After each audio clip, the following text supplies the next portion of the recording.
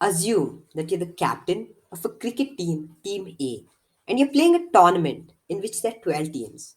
The 12 teams have been divided into two groups of 6 teams each, in which the top team gets qualified for the finals. You find yourself second on the points table in your group after all teams in your group have played all their games except you and Team F, which is the final game.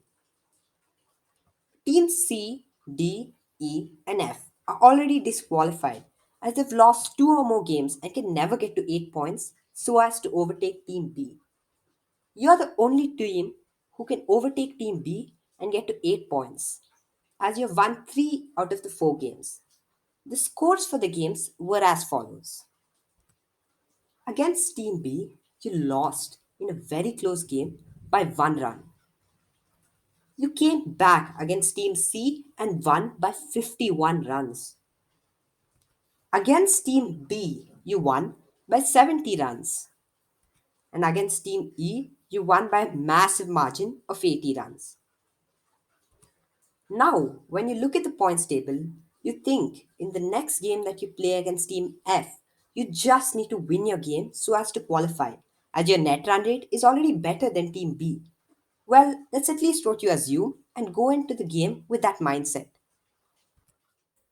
On the game day, you play a great game of cricket and you're able to win the game by 2 runs. Your team celebrates as you think you've gotten into the finals. But when the table is shown, you're shocked as you see your net run rate has decreased even after a victory and you're still in second place.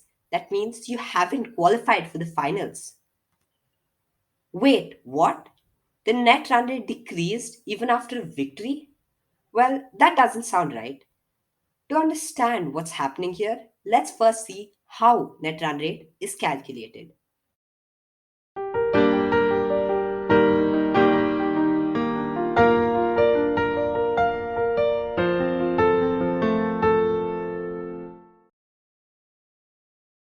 The formula to calculate the net run rate of a team after a single match is the number of runs scored by the team by the number of overs they've faced minus the number of runs they've conceded by the number of overs they've bowled. Taking an example of your first game, you scored 150 runs and you faced 20 overs. You gave away 151 runs and you bowled 20 overs. Using the formula, we can easily find out that the net run rate after your first game was minus 0.05.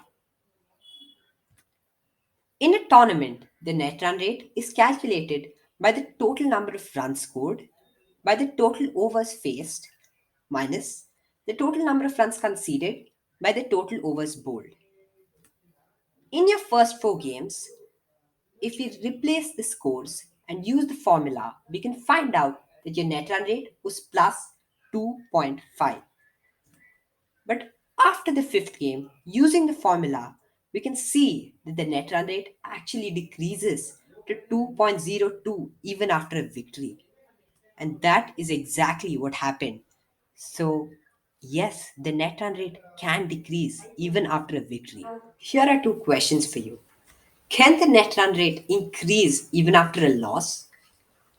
And if your net run rate is already negative, can the net run rate decrease even after a victory? Well, put your answers in the comment section below.